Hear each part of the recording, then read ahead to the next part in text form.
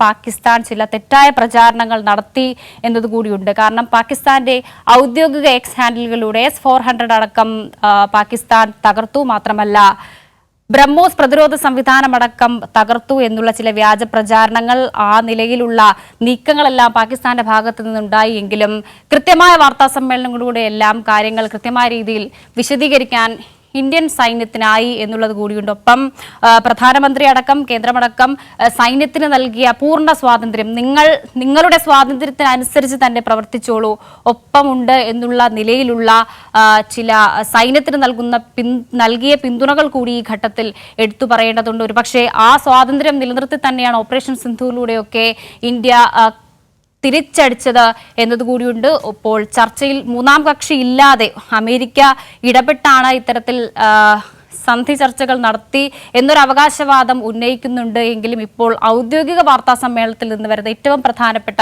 വിവരം, ചർച്ചയിൽ ഒരു മൂന്നാം കക്ഷിയില്ല.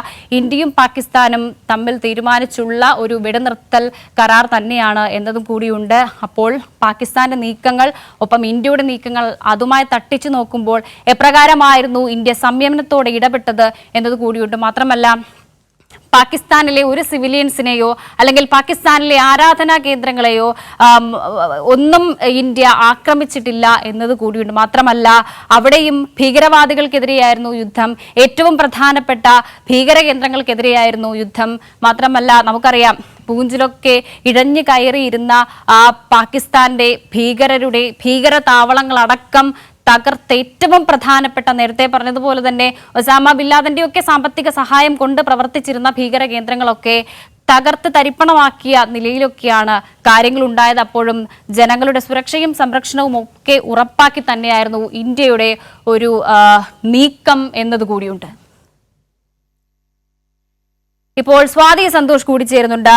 സ്വാതി, പല കാര്യങ്ങളിലും ഇപ്പോൾ വ്യക്തത വരുത്തിയിരിക്കുകയാണ് സൈന്യം. കാരണം ഇന്ത്യയുടെ ആക്രമണം എങ്ങനെയായിരുന്നു എന്നുള്ളത് മാത്രമല്ല, ഇന്ത്യയുടെ ആക്രമണം എന്ന് പറയാൻ നമുക്ക് സാധിക്കില്ല. കാരണം എപ്പോഴും സംയമനത്തോടു കൂടിയുള്ള ഇടപെടലായിരുന്നു ഇന്ത്യയുടെ ഭാഗത്തു നിന്നുണ്ടായത്.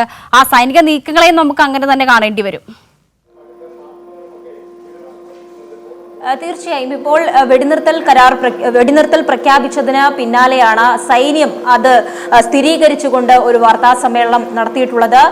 3 വിഭാഗങ്ങളുടെയും മേധാവികൾ, അതിന്റെ ചുമതലക്കാർ തന്നെയാണ് ഇത്തരത്തിൽ വാർത്താ സമ്മേളനം നടത്തി അക്കാര്യം സ്ഥിരീകരിക്കുന്നതോടൊപ്പം തന്നെയും ഇന്ത്യയുടെ ഇതുവരെ നടത്തിയിട്ടുള്ള ആ പ്രത്യാക്രമണങ്ങൾ പ്രതിരോധ സംവിധാനത്തിന്റെ പ്രതിരോധിക്കുന്നതിന് വേണ്ടി മാത്രം നടത്തിയതാണ് എന്ന് വീണ്ടും അവർ ചൂണ്ടിക്കാണിക്കുകയാണ്. അതോടൊപ്പം ഈ പാകിസ്ഥാൻ ഇതുവരെ നടത്തിയിട്ടുള്ള എല്ലാ തെറ്റായ പ്രചാരണങ്ങളെയും കഴിഞ്ഞ വാർത്താ സമ്മേളനങ്ങളിലൊക്കെയും നിരസിച്ച പോലെ തന്നെ അതിനെ പൂർണ്ണമായും നിരസിക്കുകയും അത്തരം തെറ്റായ പ്രചരണങ്ങളിൽ നിന്ന് പാകിസ്ഥാൻ പിന്മാറണം എന്നുള്ള കാര്യമാണ് ഇപ്പോൾ സൈനിക മേധാവികൾ തന്നെ സൈന്യം നടത്തിയിട്ടുള്ള വാർത്താ സമ്മേളനത്തിൽ വ്യക്തമാക്കിയിട്ടുള്ളത്. മതപരമായിട്ടുള്ള കേന്ദ്രങ്ങൾ ലക്ഷ്യം വെച്ചുകൊണ്ട് ഇന്ത്യ ആക്രമണം നടത്തി എന്നുള്ള പാകിസ്ഥാന്റെ ആരോപണങ്ങളെ, അവകാശവാദങ്ങളെ പൂർണ്ണമായും ഇന്ത്യയുടെ സൈന്യം തള്ളിക്കളഞ്ഞിരിക്കുന്നു. മതപരമായ കേന്ദ്രങ്ങൾ ഒരിക്കലും ഇന്ത്യ ലക്ഷ്യം വെച്ചിട്ടിരുന്നില്ല.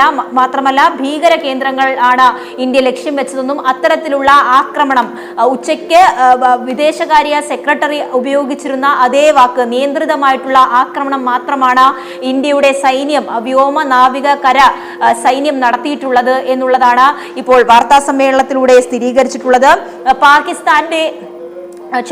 പാകിസ്ഥാന്റെ എയർബേസ് കേന്ദ്രീകരിച്ചുകൊണ്ട് ആക്രമണം നടത്തി. അത് പൂർണ്ണമായും അതിന് കനത്ത നാശനഷ്ടങ്ങൾ ഇന്ത്യ ഉണ്ടാക്കിയിട്ടുണ്ട് എന്നുള്ളത് ഈ ഒരു ഘട്ടത്തിൽ സൂചിപ്പിച്ചിട്ടുണ്ട്. അതേസമയം ഇന്ത്യയുടെ വ്യോമ താവളങ്ങൾ നശിപ്പിച്ചിരുന്നു, പ്രതിരോധ സംവിധാനങ്ങൾ നശിപ്പിച്ചിരുന്നു എന്നുള്ള പാകിസ്ഥാന്റെ എല്ലാ ആരോപണങ്ങളെയും തള്ളിയിട്ടുണ്ട്.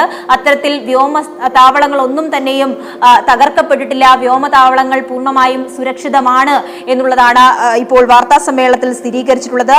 പാകിസ്ഥാന്റെ തെറ്റായ പ്രചരണങ്ങളെ എല്ലാം ചൂണ്ടിക്കാണിക്കുന്നത് തന്നെയായിരുന്നു സൈന്യത്തിന്റെ ഈ വാർത്താ സമ്മേളനം. അതോടൊപ്പം തന്നെയും ഈ വെടിനിർത്തൽ പ്രഖ്യാപിച്ചതിന് പിന്നാലെ അതിനെ സ്ഥിരീകരിച്ചുകൊണ്ട് അത്തരം നടപടികളിൽ നിന്നെല്ലാം 3 സേനയും പിന്മാറുന്നു എന്നുള്ള പ്രഖ്യാപനം കൂടിയാണ് ഇതിന്റെ ഏറ്റവും പ്രധാനപ്പെട്ടുള്ള അല്ലെങ്കിൽ നിർണായകമായിട്ടുള്ള തീരുമാനം എന്ന് സൈന്യം കൂടി അറിയിക്കുകയും സ്ഥിരീകരിക്കുകയും ചെയ്യുകയാണ് ഈ ഘട്ടത്തിൽ.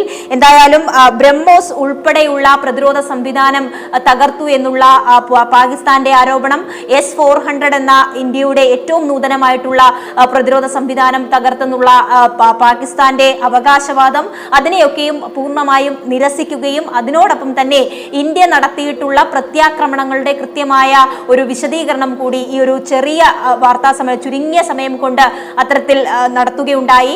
മതപരമായിട്ടുള്ള കേന്ദ്രങ്ങൾ ഇന്ത്യ ആക്രമിച്ചിട്ടില്ല, അത്തരത്തിലുള്ള ആരോപണങ്ങളൊന്നും തന്നെയും പാകിസ്ഥാൻ ഉന്നയിക്കേണ്ടതില്ല. അതേസമയം തന്നെ ഈ ഭീകരവാദ പ്രവർത്തനങ്ങൾക്ക് എന്നും ഇന്ത്യ തക്കതായ മറുപടി നൽകിയിട്ടുണ്ട്. ആ തരത്തിൽ ഏതെങ്കിലും ആക്രമണങ്ങൾ ഉണ്ടായിക്കഴിഞ്ഞാൽ അതിനുള്ള മറുപടി അല്ലെങ്കിൽ അതിനെ തിരിച്ച് പ്രതിരോധിക്കുവാനുള്ള എല്ലാ നീക്കങ്ങളും സൈന്യം നടത്തും. സൈന്യം ഇപ്പോഴും സുസജ്ജമാണ്.